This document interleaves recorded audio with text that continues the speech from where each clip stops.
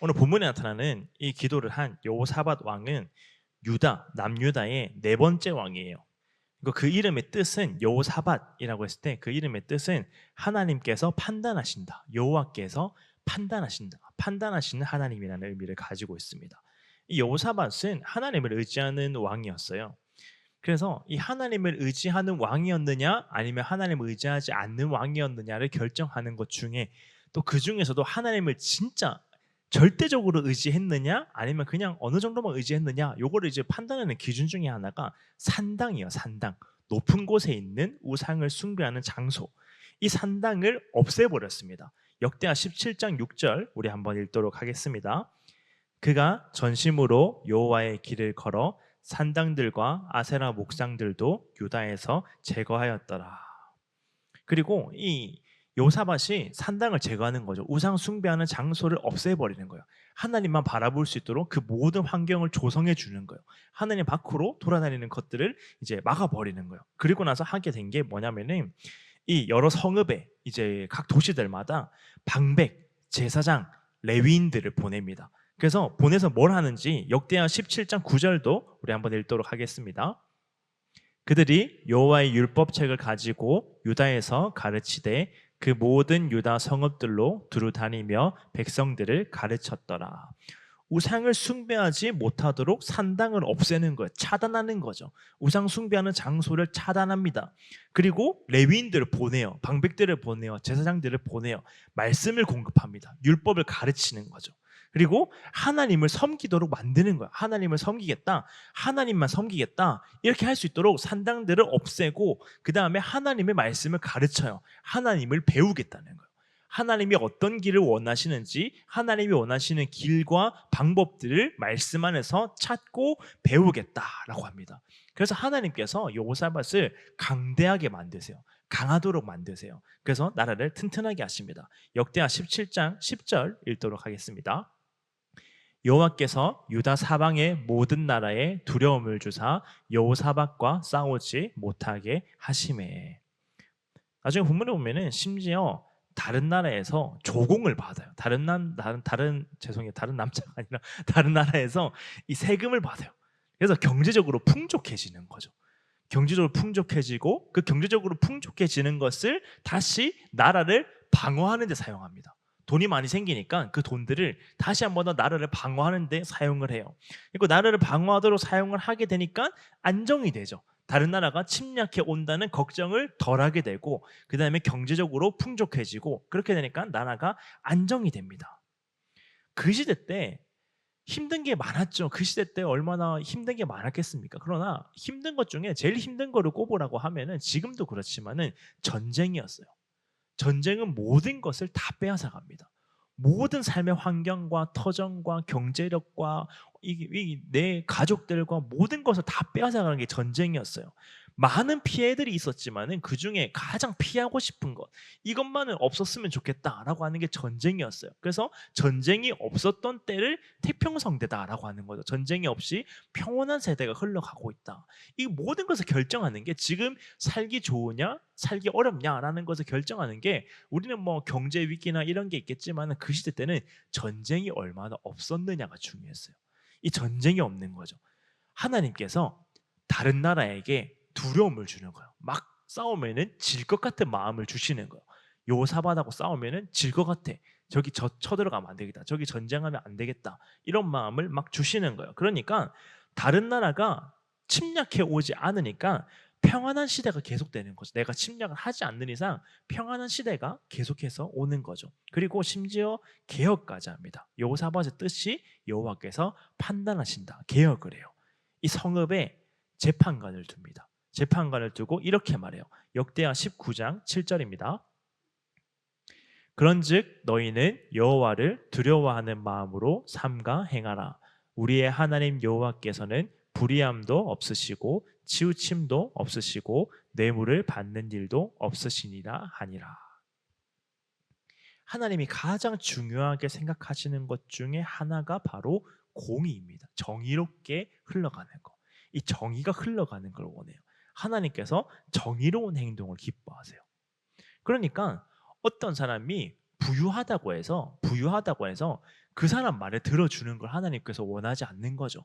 부유한 사람이 주장하는 것에 대해서 그 증언에 더 무게가 실리는 것을 하나님께서 원하지 않으세요. 반대로 가난하다고 해서, 이 사람이 불쌍하다고 해서 이 사람의 증언에 더 무게가 실리는 것도 하나님께서는 싫어하십니다. 하나님께서는 공평한 걸 원하세요. 정의로운 것, 정의가 흔들리지 않는 것. 어떻게 불이하게 판단하는 게 아니라 정을 생각해서, 이 사람과의 관계를 생각해서, 이 사람의 환경을 생각해서 자기의 판단을 함부로 하는 게 아니라 하나님만 바라보고 뇌물을 받지 않고 판단하기를 원하십니다. 그러니까 나라가 이런 거예요. 지금 이 나라의 상태가, 여호사밧이 다스리고 있는 나라의 상태가 맨 처음에 하나님만 바라보는 거죠. 산당을 없애서 하나님만 바라볼 수 있는 모든 환경을 만들었어요.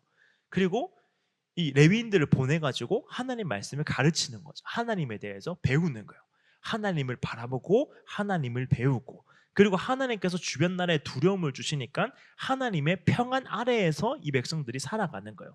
그리고 그 안에서 또 정의롭지 못한 행동들이 있을 수 있잖아요. 그렇게 하지 않도록 여호사밧이 재판관들을 보내는 거예요. 정의롭게 판단해라. 가난하다고 해서, 부유하다고 해서 어떻게 판단을 굽게 하지 아니하고 정확하게 그 사실관계를 판단해서 재판을 하라. 정의롭게 하나님의 공의가 흐를 수 있도록 이렇게 하는 거죠. 그러면은 사실 이렇게까지 하면은 사실상 이렇게 끝나도 됩니다.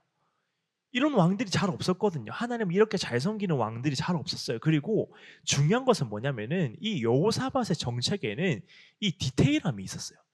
그냥 단순히 하나님만 섬기는 게 아니라 하나님을 배우면서 섬기고, 하나님의 정의를 가르치면서 섬기고, 이런 것들이 있었던 거죠. 그래서 이렇게 끝나도 여호사밧이 다스리는 때에 전쟁이 한 번도 없이 이렇게 평안하게 하나님께서 다스렸다라고 하면은 많은 왕들이 본받을 만하잖아요. 여호사밧을 보고 와, 이렇게 살아야겠다. 여호사밧처럼 살면은 전쟁 없이 살 수 있구나라고 생각할 수 있겠지만은 이 여호사밧에게 위기가 찾아옵니다. 우리 본문 1절 한번 읽도록 하겠습니다.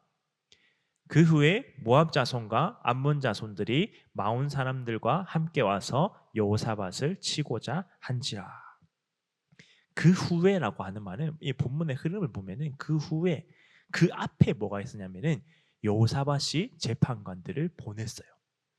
그래서 하나님의 정의가 흐르도록 만들었어요. 그 후에. 물론 그 사이에 선견자 예후라는 사람의 규탄이 있었어요. 왜냐하면은 이 여호사밧이 너무 북이스라엘의 우상 숭배하는 왕들과 친하게 지내려고 한다라고 하는 규탄함이 있었어요. 그러나 전체적으로 봤을 때 하나님 말씀에 따라 정말 철저하게 나라를 다스리고 나라를 지키고자 했습니다. 자기 또한 하나님 앞에서 철저하게 살고자 했었어요. 그런데 하나님 말씀을 찾고 하나님을 구하고 하나님의 정의를 구했음에도 불구하고 나라에 위기가 찾아옵니다. 전쟁의 위기가 찾아와요. 하나님이 두렵게 하셔서 전쟁이 없었는데 이번에는 전쟁의 위기가 찾아오는 거죠. 여호사밧은 이것을 실제로 처음에는 두려워했습니다. 우리 3절도 한번 읽도록 하겠습니다. 여호사밧이 두려워하여 여호와께로 낯을 향하여 간구하고 온 유다 백성에게 금식하라 공포하매. 두려웠어요. 여호사밧이었지만 두려웠습니다. 하나님 앞에서 모든 문제를 잘 해결해 나갈 수 있었고 하나님이 그 문제의 원인까지 다 제거해 주시는 그런 왕이었음에도 불구하고 두려워했어요. 근데 여호사밧은 두려워하지만 않았습니다. 두려워하고만 있지는 않았어요. 얼굴을 돌리는, 낯을 향하여 얼굴을 돌리는 거예요. 방향을 바꾸는 거예요. 시선을 바라보는 거예요. 어디로 바라보냐면은 하나님을 향해 간구합니다. 하나님을 향하여서 내 얼굴의 방향을 돌리고 하나님을 향하여서 시선을 향해서 하나님께 간구합니다. 그리고 모든 백성에게 금식하라라고 명령해요. 금식을 공포해요. 신앙적인 문제로 해석하는 거죠. 이것은 그냥 이제 전쟁 준비 철저히 하면 되는 게 아니라, 이기고자 하면 되는 게 아니라, 왜냐하면 여호사밧이 이 국경에 많은 건축들을 많이 했고 성읍들을 더 재건하고 군사력을 기르고 많이 강건해졌거든요. 그래서 막 힘이 있으니까 이 연합군들이 와도 한번 싸워서 이겨보겠다라고 접근하지 않았어요. 전적으로 하나님의 도우심을 구하는데 자기에게 왔던 그 모든 두려움들을 사용합니다. 그리고 하나님께 물어요. 하나님 앞에 물어요. 이렇게 물어요. 6절 한번 읽도록 하겠습니다. 이르되 우리 조상들의 하나님 여호와여 주는 하늘에서 하나님이 아니시니까 이방 사람들의 모든 나라를 다스리지 아니하시나이까 주의 손에 권세와 능력이 있사오니 능히 주와 맞설 사람이 없나이다. 이럴 때가 있죠. 우리도 하나님 앞에서 잘 살아보려고 노력하고 있는데 힘을 쓰고 있는데 그 어느 때보다 내 삶은 하나님을 찾고 있고 하나님을 알고자 하고 하나님을 배우고자 하고 하나님이 원하시는 정의에 따라서 내가 한번 살아보려고 하는데 세상의 가치관이 아니라 세상 사람의 판단이 아니라 하나님이 판단하신다는 것을 내가 기억하고 그렇게 살아보기를 원하는데 그렇게 가고 있는데 내 삶에 위기가 찾아오는 거예요. 그 위기가 찾아왔을 때 그리고 두려움이 찾아왔을 때 여호사밧은 맨 처음 했던 게 이거예요. 하나님은 하나님이지 않습니까? 하나님의 존재를 다시 한 번 더 하나님께 묻습니다. 하나님 홀로 이 모든 세상을 다스리시지 않습니까? 하나님이잖아요. 하나님은 하나님이잖아요. 이 세상의 모든 만물 하나님은 하나님 믿는 사람만 다스리는 게 아니라 하나님은 이 세상 모든 만물 하나님을 거부하는 자들까지도 하나님은 다스리고 계시잖아요. 하나님의 존재를 다시 한 번 더 하나님께 묻는 거예요. 하나님께 물어요. 하나님은 하나님이시지 않습니까? 하나님도 알죠. 근데 그 하나님이라고 하는 분을 다시 한 번 더 하나님께 탄원하는 거죠. 하나님은 이런 분이십니다. 내가 알고 있는 하나님은 이런 분이십니다. 내가 알고 있는 하나님은 이 모든 세상을 다스리시는 분이십니다. 이 쳐들어오고 있는 이 이방 나라들까지도 하나님께서는 다스리고 계십니다라고 하나님께 먼저 하나님을 물어요. 그리고 두 번째 이렇게 행동합니다. 7절도 한번 읽도록 하겠습니다. 우리 하나님이시여 전에 이 땅 주민을 주의 백성 이스라엘 앞에서 쫓아내시고 그 땅을 주께서 사랑하시는 아브라함의 자손에게 영원히 주지 아니하셨나이까.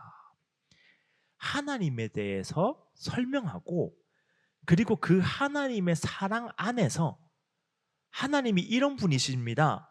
내가 알고 있는 하나님 말씀이 설명하고 있는 내가 경험한 하나님은 이런 분이십니다. 그런데 그 하나님은 나를 사랑하십니다. 그 하나님의 사랑 안에서 나를 다시 설명하는 거죠.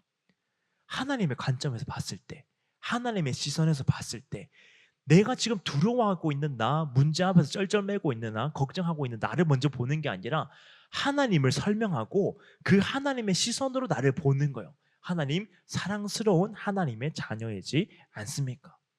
아브라함의 자손이지 않습니까? 하나님은 아브라함 자손 사랑한다고 하시지 않았습니까? 그 아브라함의 자손이 바로 여기에 있지 않습니까? 그 아브라함의 자손이 바로 우리이지 않습니까? 그리고 또 이렇게 말합니다. 8절 읽도록 하겠습니다. 그들이 이 땅에 살면서 주의 이름을 위하여 한 성소를 주를 위해 건축하고 이르기를. 하나님의 이름을 구해요.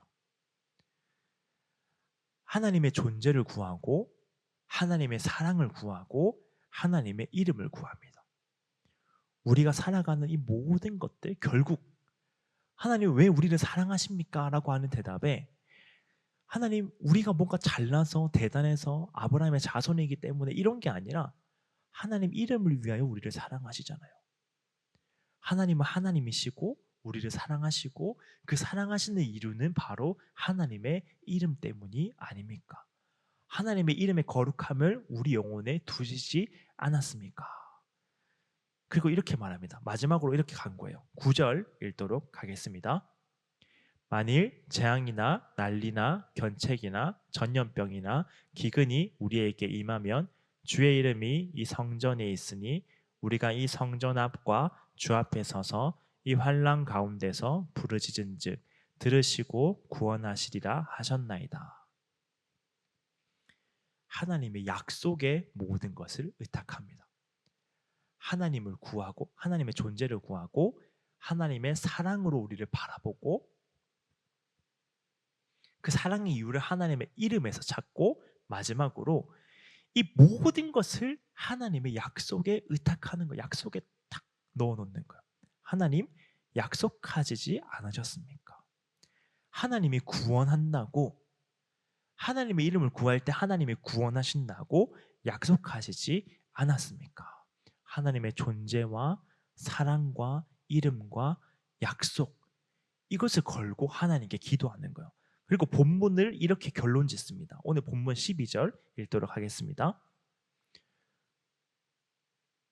우리 하나님이여 그들을 징벌하지 아니하시나이까. 우리를 치러 오는 이 큰 무리를 우리가 대적할 능력이 없고 어떻게 할 줄도 알지 못하옵고 오직 주만 바라보나이다 하고, 우리는 오직 주님만 바라봅니다 라고 하는 거죠. 인정하는 거예요. 하나님, 우리는 능력이 없습니다. 이 모든 위기 상황 가운데서 우리가 이겨낼 능력이 없습니다. 그리고 더 큰 문제는 뭐냐면, 하나님, 우리는 일단 능력이 없고요. 이걸 이겨낼 능력이 없어요. 하나님, 나는 약하고 내 마음에 부족함이 있고 내가 이것을 이겨낼 능력이 내 안에서는 아무래도 찾을 수가 없는데, 더 큰 문제는 뭐냐면은 어떻게 할지도 알지 못합니다. 능력도 없는데 이 답답한 내 마음은, 내 영혼은 이 상황을 어떻게 해야 할 줄도 알지 못합니다. 그래서 우리는 주님만 바라봅니다. 이게 중요해요. 하나님의 존재와 사랑과 이름과 약속에 우리의 모든 것을 의탁하고 그 다음에 고백하는 거예요. 하나님, 나는 능력이 없습니다. 하나님, 나는 방법도 없습니다. 어떻게 해야 할 줄도 알지 못합니다.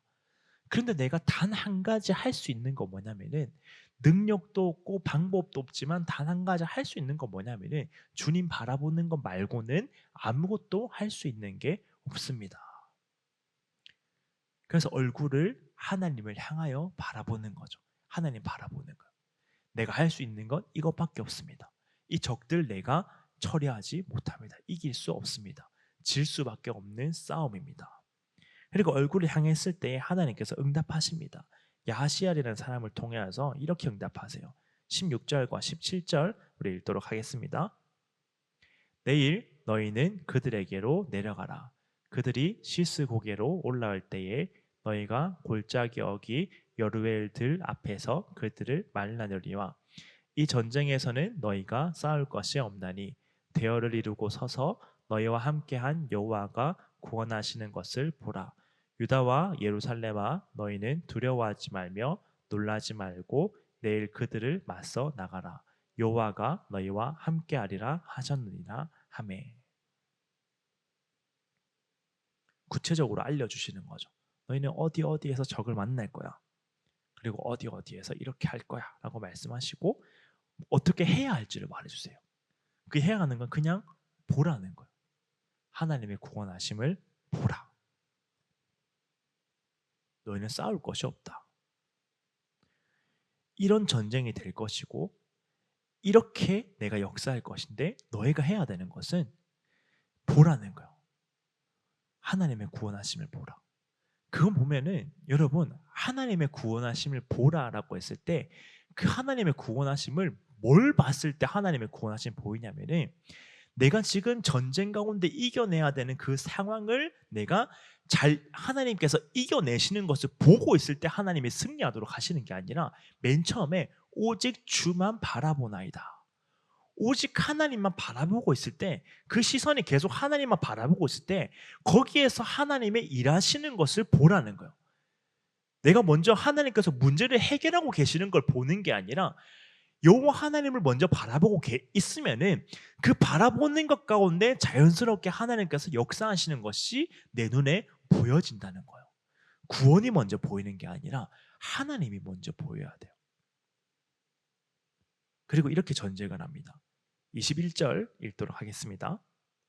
백성과 더불어 의논하고 노래하는 자들을 택하여 거룩한 예복을 입히고 군대 앞에서 행진하며 여호와를 찬송하여 이르기를 여호와께 감사하세 그의 인자하심이 영원하도다 하게 하였더니.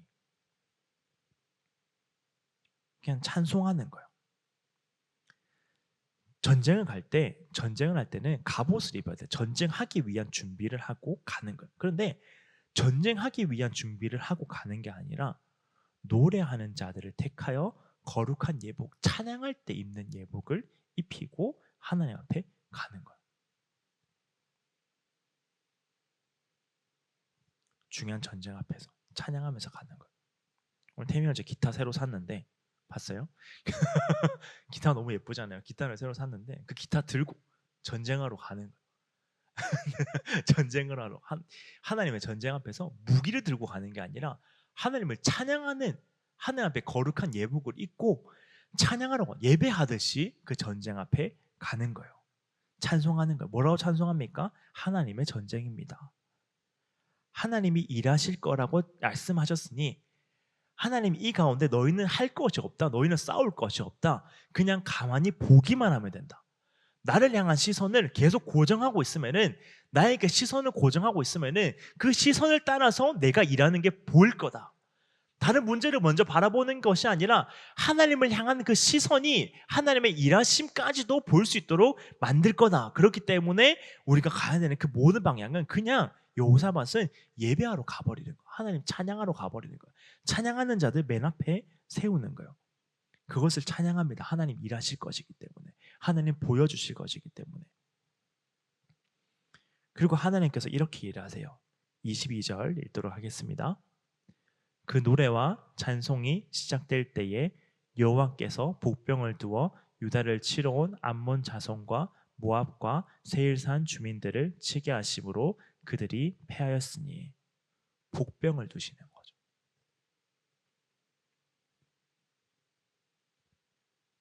하나님 복병을 두셨다라고 해요. 이거는 진짜 군사를 두셨다기보다 하나님이 하나님의 방법을 숨겨두셨다는 거예요.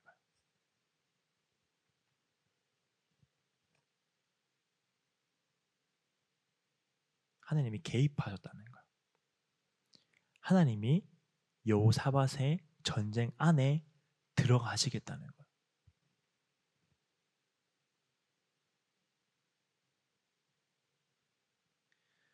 우리의 삶에 보면요, 여러분, 전쟁과도 같은 순간들이 있어요. 우리 매일매일 전쟁하잖아요. 매일매일 뭔가랑 싸워야 되잖아요. 나 자신과도 싸우기도 하고요.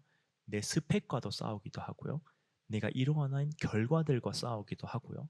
내가 나아가야 될 방향들과 싸우기도 하고요. 세상에는 내가 싸울 것이 얼마나 많은지 모릅니다. 싸울 것들 투성이에요.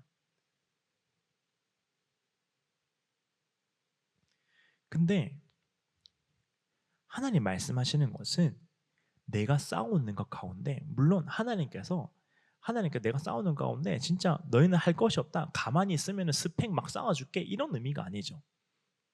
하나님께서 말씀하시는 것은 그 가운데 이걸 싸우기 위해서, 내가 이 전쟁을 이기기 위해서 결정적으로 내가 뭔가를 할 수 있는 것은 아무것도 없다는 거예요. 세상에서 내가 뭔가를 싸워서 이길 수 있는 어떠함은 아무것도 없다는 거예요. 능력도 없고 해결할 방법도 나에게는 없다는 거예요. 그런데 이 전쟁 가운데 하나님만 바라봤을 때, 그리고 하나님께서 일하실 때, 그 하나님의 일하심을 바라볼 때 내 전쟁이 하나님의 전쟁이 되는 그 순간, 내가 하나님께 내 모든 방향을 두고 오직 하나님만 의지하고 내 전쟁이 아니라 하나님의 전쟁임을 인정하고, 내가 두려움과 염려와 걱정이 아니라 이 모든 게 찬송이 되게 하는 그 순간, 이게 중요해요. 찬송이 되게 하는 그 순간, 내 삶의 모든 이 전쟁과 같은 이 삶의 순간을 내가 하나님의 찬송으로 해석하는 그 순간, 그냥 찬송하는 게 아니라 전쟁터에 찬송하려고 하는 거예요. 아주 작정을 하고 이거는 내가 찬송이 되게 하겠다. 이 전쟁은 나에게 주신 이 하나님의 전쟁은 내가 반드시 찬송이 되게 하겠다. 하나님을 찬양함이 되게 하겠다. 그리고 찬송하는 순간 그 찬송이 시작될 때 하나님의 복병, 하나님의 숨겨진 방법, 하나님의 일이 시작되는 거죠. 우리 한번 기도할 때 시작하는 거예요. 중요한 것은 시작하는 거예요.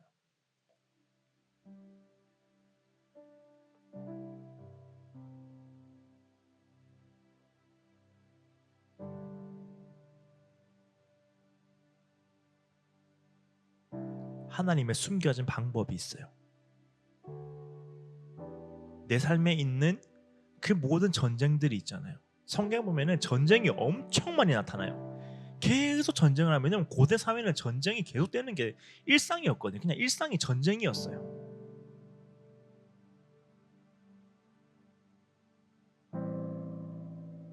여호사밧이 결정했던 것은 그냥 싸우는 게 아니라 그걸 가지고 하나님께 의탁하는 거였어요. 하나님만 바라봅니다. 하나님 약속만 바라봅니다. 하나님 구원한다고 약속하셨으니 그 약속만 바라봅니다 라고 했을 때 하나님께서 하나님이 일하시겠다. 그리고 작정을 하고 찬송하러 가는 거죠. 하나님, 내 삶에 주어진 이 전쟁과 또 같은 상황 가운데서 내가 하는 것은 찬송입니다. 그냥 하나님께 영광 올려드리는 겁니다. 하나님 예배하는 겁니다. 하나님 일하심 바라보는 겁니다. 작정을 하고 찬송하는 거예요. 그때 하나님의 방법이 시작되는 거죠. 그걸 여러분 시작해보는 거예요.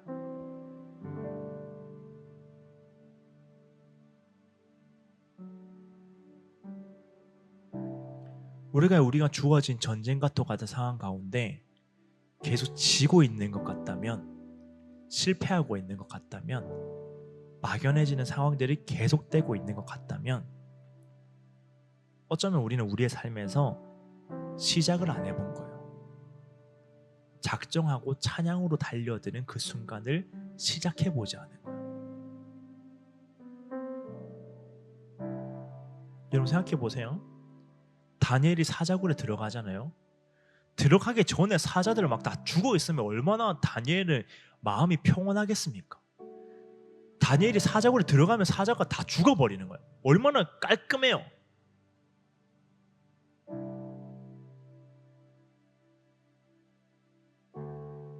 들어갈 때까지 사자는 으르렁거리는 거죠. 들어가도 안 죽는 거예요. 요단강물을 건너갈 때 제사장들의 그 발이 담기는 순간까지 강물은 범람하고 있었어요. 담기는 순간 갈라지는 시작입니다. 시작하는 그 순간이에요. 우리의 삶에서 작정하고 찬양으로 해석하겠다라고 생각하고 내가 달려가는 그 순간, 찬송으로 내 삶을 해석해 보려고 하는 그 순간, 내 삶의 본질 가운데로 그렇게 시작해보는 그 순간, 하나님이 내 모든 전쟁의 결과를 하나님의 찬양의 결과로 만드십니다. 복병을 두셔서요. 숨겨진 하나님의 방법을 두셔서요. 그걸 믿는 거예요. 하나님의 복병을 믿는 게 아니라 하나님은 복병을 두시는 분이시다라고 하는 것을 우리가 믿고 찬양으로 고백하는